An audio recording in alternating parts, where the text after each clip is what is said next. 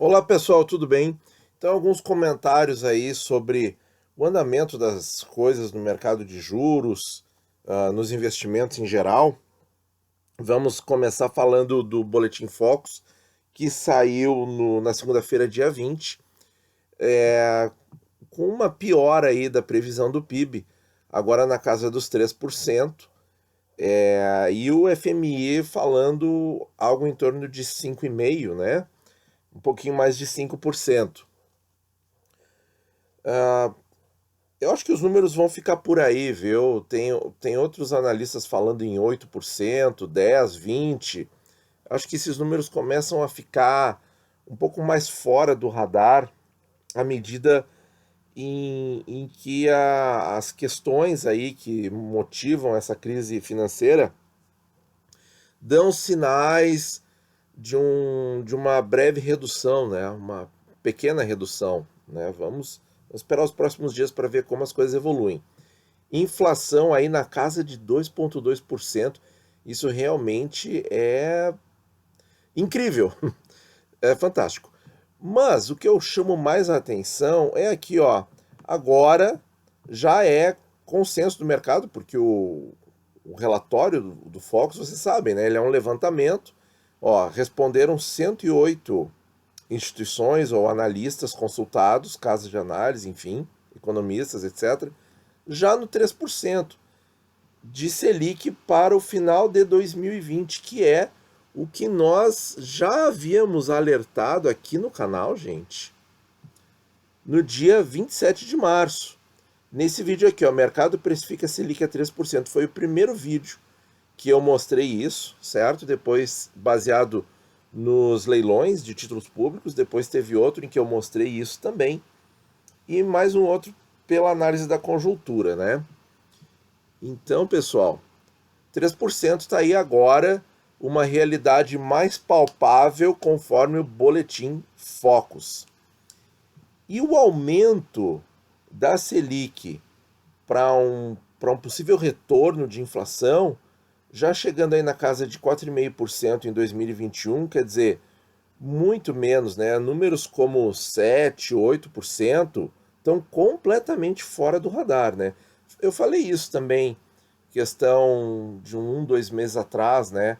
Em que um gestor de fundo estava falando que a Selic ia para 8% e eu coloquei que isso realmente é um absurdo, né? Um absurdo para os números de hoje pensar em Selic em 8%.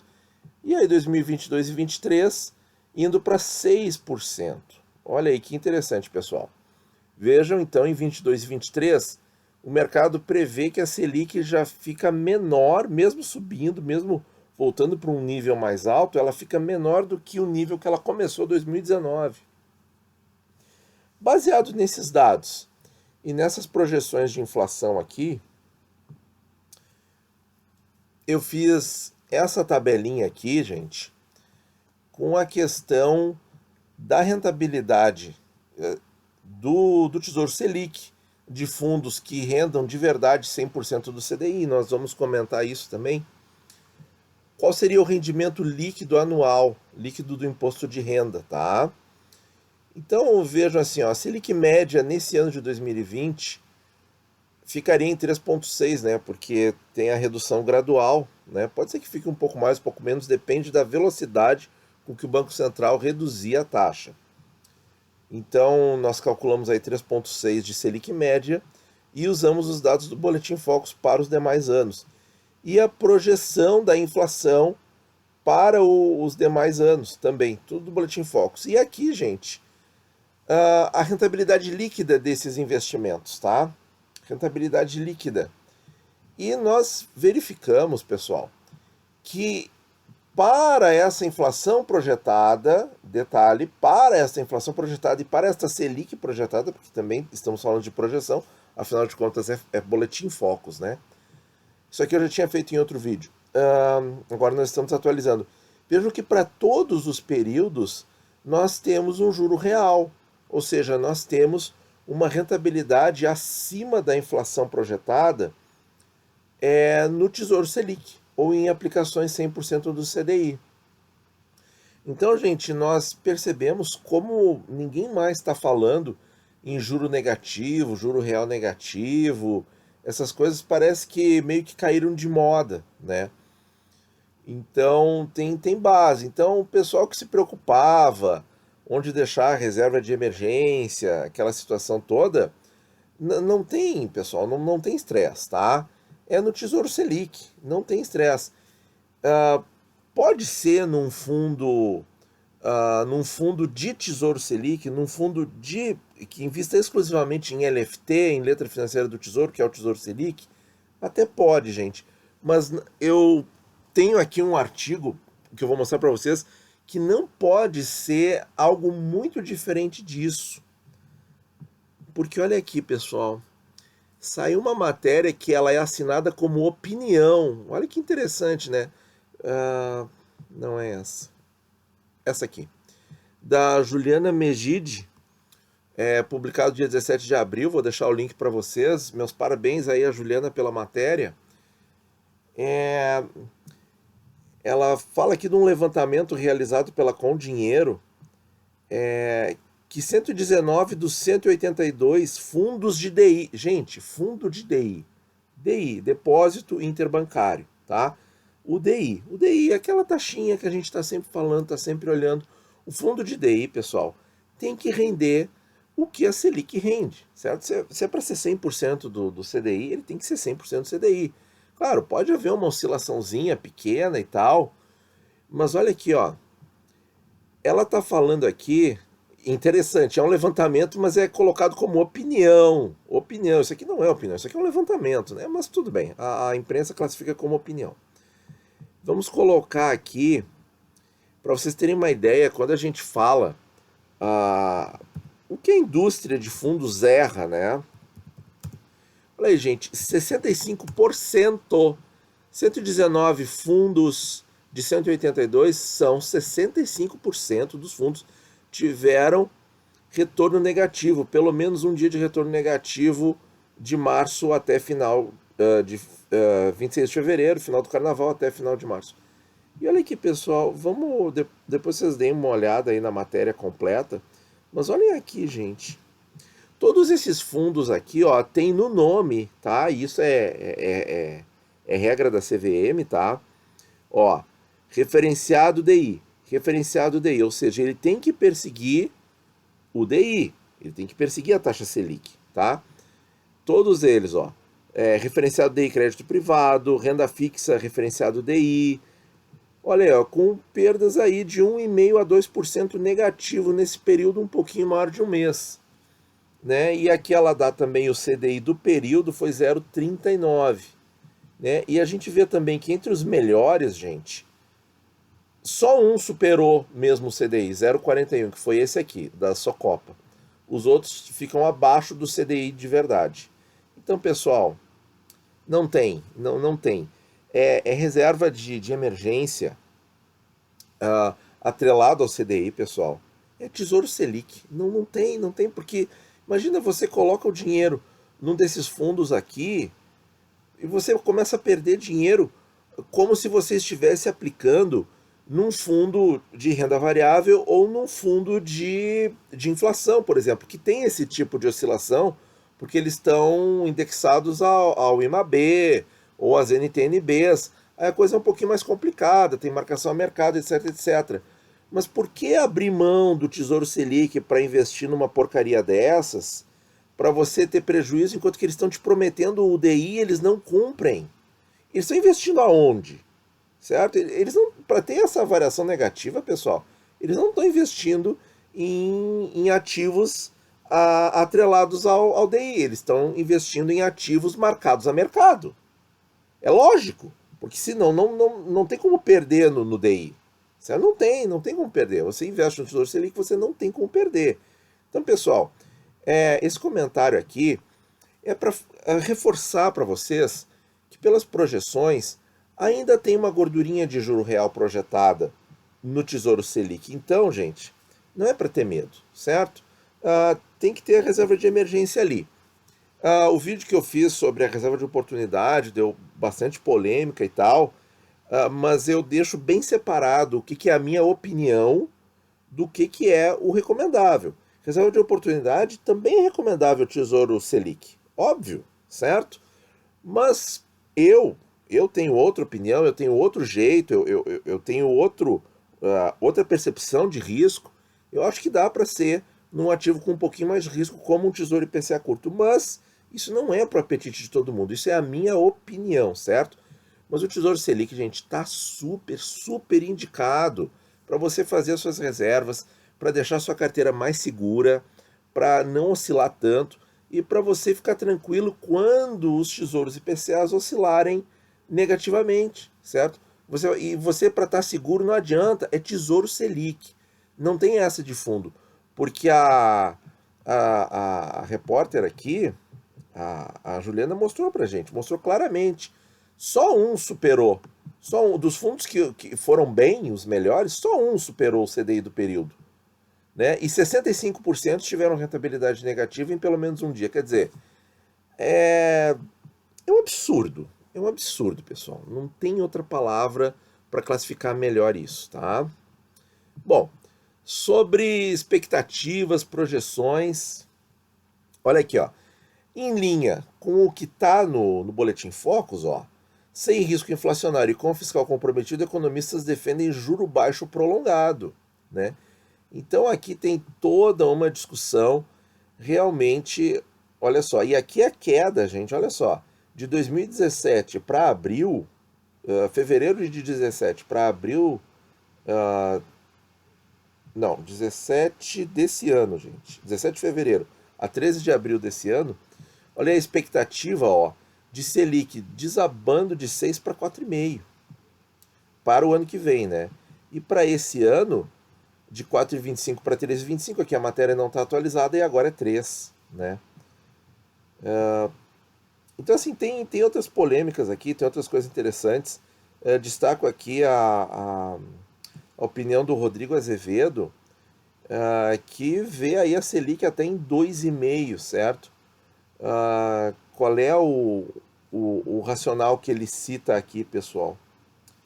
Ele cita aqui, ó, é que hoje em dia tem muito prêmio, há um excesso de prêmio com a curva nesses patamares que indica uma oportunidade de curto prazo no mercado de juros. Então, quer dizer, se tem muito prêmio agora e os juros vão cair, é o que nós falamos no vídeo da segunda-feira, dia 13 de abril, em que nós mostramos ali a oportunidade mesmo nos IPCAs longos a 4,5% de ganho na marcação a mercado.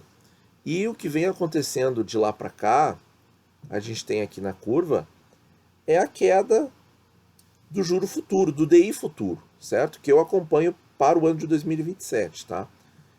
Então, pessoal, vamos ver aqui ó, no mês, ó. Que isso aqui foi até citado, né? Pela parte da economia, aí eu não me lembro se foi o Paulo Guedes, eu acho que foi o Paulo Guedes, que citou aí como o mercado está percebendo a, que a questão fiscal ela vai ficar comprometida em 2020, mas conforme eu também salientei para vocês, né, no vídeo que eu explico por que as taxas caíram tanto no Tesouro Direto, eu vejo que o principal fator é a aprovação do orçamento de guerra, certo? Por quê? Porque não transmite para os demais períodos, para os demais anos, essa quebra da regra fiscal. A quebra da regra fiscal, gente, é só por causa da doença, certo? Depois as coisas vão voltar a ser encaradas, né, a serem exercidas com mais austeridade fiscal, que é o que o país precisa. Então aqui, de novo, estamos num período aí então de correção para baixo por redução do risco, certo? Então a leitura que o mercado está fazendo é que o Brasil vai conseguir honrar a sua dívida interna, só que a gente não sabe em que ponto vai parar. Será que vai ficar entre algo de 6,8% a 7% no DI 27? Talvez sim, né? Talvez sim. Vamos esperar para ver, né?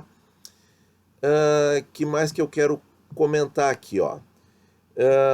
Aqui é uma matéria que o Campos Neto falou numa live, né? Daí eu vou deixar o link para vocês também, que a Selic deve ter novo corte, certo?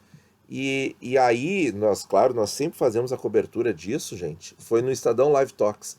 Aliás, esse canal no YouTube tem entrevista não só do Campos Neto, tem também do Paulo Guedes, tá muito interessante. Só que são lives longas, assim, né? Tem que investir um tempo ali para você ter as informações. Então, gente, de novo, né? Como é que o mercado vai agir, né? Acredito que de 3,75 seja cortado para 3,25 e aí acho que a porta, no comunicado, a porta vai ficar aberta, né? Vai ficar aquela coisa, reavaliar e tal, conforme o cenário externo, conforme a pandemia, tudo. Acho que vai ser mais ou menos nessa linha aí, certo? Para deixar a porta aberta conforme a economia se comporte. E também a questão da doença.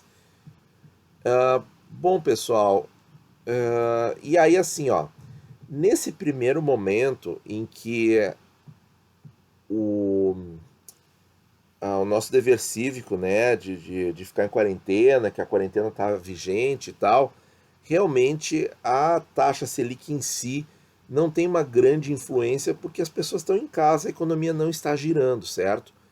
Mas a gente vai ver o pós-crise. Esse aqui é o detalhe. É por isso que a Selic tem que estar baixa para ativar a economia com uma celeridade boa para que as coisas não comprometam demais o PIB, né? Para que aqueles números de 10, 20% negativo fiquem cada vez mais longe do radar. E nesse sentido, o Guedes fala até em retomada em V, né? Então, comparando com a retomada em U, né, que seria uma coisa mais lenta, tem gente até falando em L, né? Então imagine a letra L, né? O negócio cai e fica lá embaixo por um longo período, né? Não retoma, né? Então vejam que o nosso ministro está falando em retomada em V, e ele fala aqui, né, de todas as medidas que foram tomadas rapidamente, e isso é verdade. Vocês sabem que eu sou fã do Paulo Guedes e do Campos Neto. Eu acho que eles estão conduzindo aí as finanças do Brasil de maneira muito responsável. E tá nessa, de novo, a entrevista completa dele de 2 horas está no canal do BTG, tá? Eu recomendo fortemente, tá? Que vocês ouçam direitinho tudo o que ele falou lá, tá? Então, pessoal, acho que a gente, né, dentro da devida proporção, eu acho que a gente pode tentar deixar o pessimismo um pouquinho de lado, né? Acho que os números aí podem não ser tão terríveis como estava se projetando aí no mês de março, né? E também as curvas epidemiológicas mundo afora também estão dando sinais de melhora, uma melhora lenta e gradual. Então, gente, vamos continuar cumprindo nosso dever cívico, vamos continuar de olho nos investimentos. Uma coisa importante a fazer nos momentos de crise é não errar, certo? E aí realmente o conselho de não fazer nada vale muito a pena, porque não fazendo nada no investimento, você não erra, né? Tem que se ligar também nisso aí, né? Tesouro Selic, não tem por que não usá-lo, certo? Ele é um papel, é o mais seguro da economia brasileira. Ele não tem aquela marcação a mercado intensa que tem os prefixados, que tem os tesouros IPCAs, né? Ele anda retinho, lisinho, bonitinho, como se fosse uma caderneta de poupança, certo? Conforme o tempo passa, você vai diminuindo a sua alíquota de imposto de renda. A alíquota aqui que eu usei é a de 2 anos, tá, pessoal? Só para deixar bem claro. Então, assim, ó, vejam que para todas as projeções de mercado, ainda tem juro real. Então, assim, ó, juro negativo ficou na gaveta. Então, gente, tem que usar o Tesouro Selic. Não tem que ter medo de fazer a reserva, tanto de emergência quanto de oportunidade nele. Não tem que ter medo disso, tá? Que vai perder para a inflação, esse tipo de coisa, porque as projeções estão muito boas, tá? Quanto à nossa opinião sobre a inflação de demanda reprimida que pode acontecer numa recuperação, se a recuperação em V for muito forte, pode acontecer, mas pode ser que no resultado do ano não impacte muito. Por quê? Porque por enquanto nós temos projeção para abril e maio, pessoal, de deflação na Ambima. Olha aqui, e a Ambima acerta muito, já mostrei isso no canal. Né? Olha aqui, ó, menos 0,04 para esse mês de abril e menos 0,14 em maio. Então, se a recuperação acontecer lá em julho, agosto, setembro, e der uma inflação de 1, 2% num desses meses, talvez realmente não impacte muito o ano de 2020, porque a gente tá aí com janeiro, fevereiro, inflação super baixa, né, aí na casa de 0,1, 0,2, março também, e agora a deflação aí no segundo trimestre, pode ser que junho tenha deflação também, aí pode ser que dê uma recuperadinha, como foi na greve dos caminhoneiros, e depois volte. Depois da greve dos caminhoneiros, lá em 18, a gente também teve deflação em agosto, né? Então, realmente, isso pode ser muito rápido, muito efêmero. Mas eu continuo com a opinião que pode haver sim uma inflaçãozinha de demanda, tá? De demanda reprimida. Mas não vai impactar o ano de maneira muito intensa. Então, pessoal, é isso, tá? A gente sempre tem que estar sendo muito dinâmico assim nas opiniões e nas projeções, porque sempre vem fatos novos, né? Sempre a dinâmica, né? A economia é feita por pessoas, né? E as coisas são dinâmicas, estão sempre mudando. Então a gente também tem que adaptar as nossas projeções para não ficar muito de fora do mercado. Mas, pessoal, Tesouro Direto continua sendo top, tá? Não dá para entrar em conversinha de fundo, não dá. Vejam que em crise, até um fundo DI sofrer é realmente de ficar complicada a explicação, né? Porque se você tivesse achado um Tesouro Selic, nada disso teria acontecido, né? Teve gente perdendo dinheiro achando que estava numa situação segura e não estava, né? Então, gente, Tesouro Direto, olha, realmente é o melhor investimento do Brasil. Não tem o que discordar disso, certo? Quer ganhar um pouco mais, vai arriscar mais. E vai arriscar mesmo. Tá bom, pessoal? Muito obrigado por ouvir e bons investimentos a todos.